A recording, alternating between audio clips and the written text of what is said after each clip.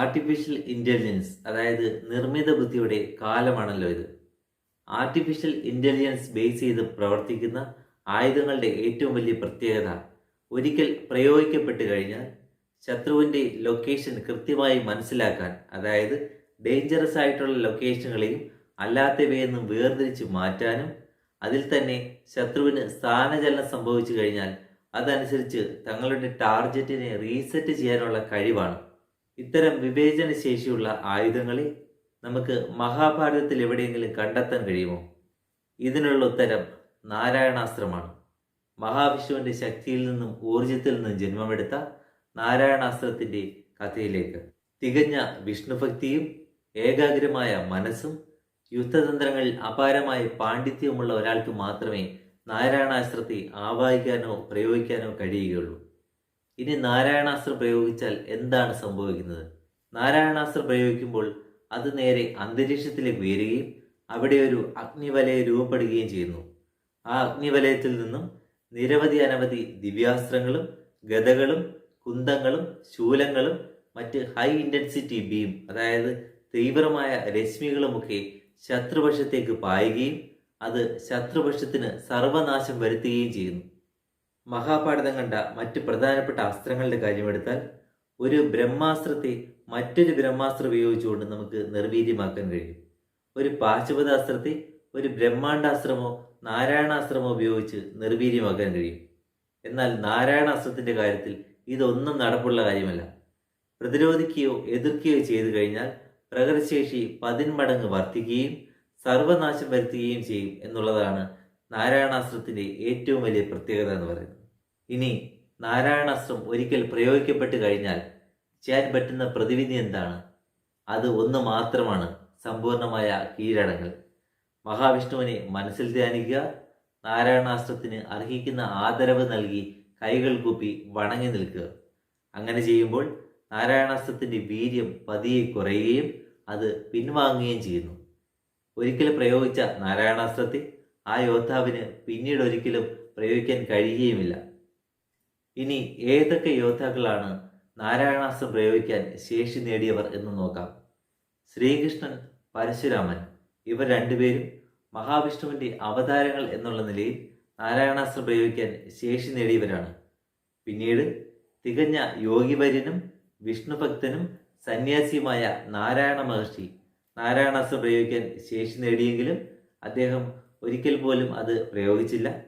പിന്നീട് വന്നത് 2 പേരാണ്: തികഞ്ഞ ആചാര്യനും യുദ്ധതന്ത്രങ്ങളിൽ അഗ്രഗണ്യനുമായ ദ്രോണാചാര്യർ, അദ്ദേഹത്തിൻ്റെ മകനായ അശ്വത്ഥമാവ് എന്നിവരാണ്.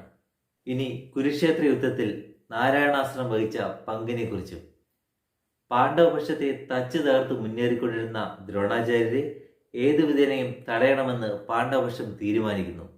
അതിൻ്റെ ഭാഗമായി കുരുക്ഷേത്ര യുദ്ധത്തിൻ്റെ 15-ാം ദിനം ഭീമസേനൻ അശ്വത്ഥമാവ് എന്നു പേരുള്ള ഒരു ആനയെ കൊല്ലുകയും അങ്ങനെ അശ്വത്ഥമാവ് കൊല്ലപ്പെട്ടു എന്ന് ഉറക്കെ പറഞ്ഞ് പാണ്ഡവപക്ഷം ആഹ്ലാദ പ്രകടനങ്ങൾ നടത്തുകയും ചെയ്യുന്നു.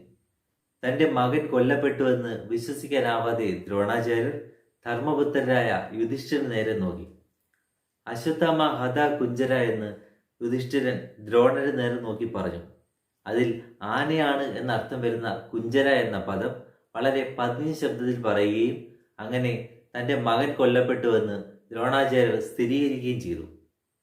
ഹൃദയവേദനയാൽ തേർതട്ടിൽ തളർന്നിരുന്ന ദ്രോണാചാര്യർ തൻ്റെ മകൻ്റെ ആത്മാവിനു വേണ്ടി ധ്യാനനിരതനായി പ്രാർത്ഥിച്ചുകൊണ്ടിരുന്നു.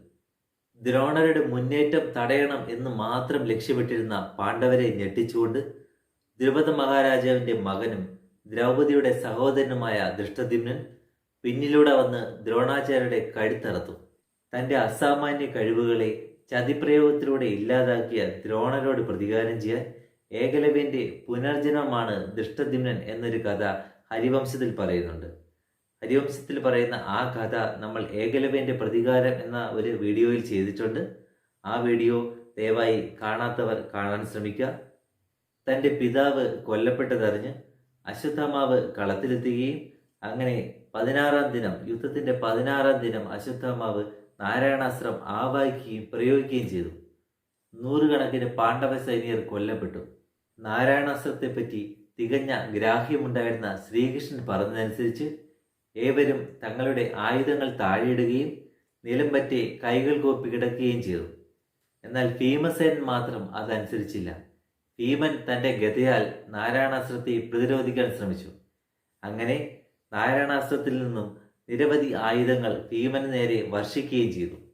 ഇതൊന്നും പിടിച്ചു നിൽക്കാൻ കഴിയാതെ ഭീമസേനൻ ഉടൻ തന്നെ കൊല്ലപ്പെടും എന്ന് മനസ്സിലാക്കിയ ശ്രീകൃഷ്ണനും അർജുനനും ഒരു ബലപ്രയോഗത്തിലൂടെ ഭീമനെ താഴെ കിടത്തുകയും അങ്ങനെ ഭീമന്റെ ജീവൻ രക്ഷിക്കുകയും ചെയ്തു. ഏവരും സമ്പൂർണമായി കീഴടങ്ങിയതോടെ നാരായണാസ്ത്രത്തിന്റെ വീര്യം പതിയെ കുറയുകയും നാരായണാസ്ത്രം പിൻവാങ്ങുകയും ചെയ്തു. ഒരിക്കൽ മാത്രം പ്രയോഗിക്കാൻ കഴിയുന്ന നാരായണാസ്ത്രം അശ്വത്ഥാമാവിന് പിന്നീട് ഒരിക്കലും പ്രയോഗിക്കാൻ കഴിഞ്ഞതുമില്ല. എന്നാൽ യുദ്ധത്തിന്റെ 18-ാം നാൾ രാത്രിയിൽ തന്റെ ബ്രഹ്മശിരാസ്ത്രം ഉപയോഗിച്ചുകൊണ്ട് അശ്വത്ഥാമാവ് ദൃഷ്ടദ്യുമ്നെയും ശിഖണ്ഡിയെയും ഉപപാണ്ഡവരെയും എല്ലാം വധിച്ചു. അത് പിന്നത്തെ കാര്യം. അത് നമ്മുടെ സബ്ജക്റ്റ് അല്ലാത്തതിനാൽ അതിലേക്ക് കടക്കുന്നില്ല.